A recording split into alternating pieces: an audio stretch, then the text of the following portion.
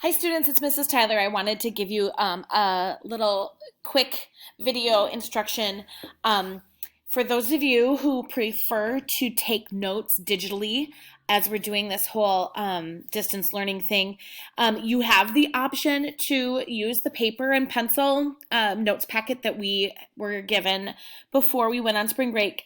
Or if you prefer to type, it will definitely, I personally think, be a lot easier to just use your paper and pencil packet, but this is just in case you don't have it or couldn't get it.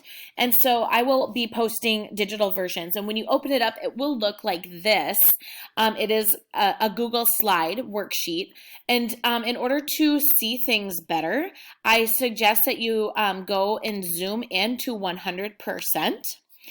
And that way you can kind of scroll up and down the screen and fill in your answers. What you can do is when you, each of these are text boxes that you can then type answers into just like you would if you were writing an answer, but you're just going to type it instead. So I do want you to put your name, first and last name, and then you will just highlight the blue typing and just replace it by starting to type the actual answer. So okay, and then it will get filled in.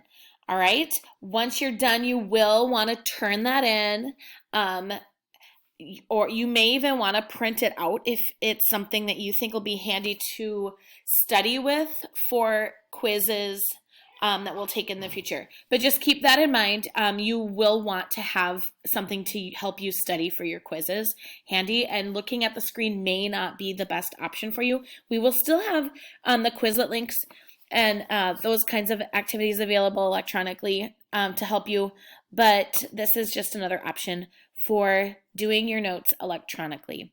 All right, I miss you guys. See you soon. Bye-bye.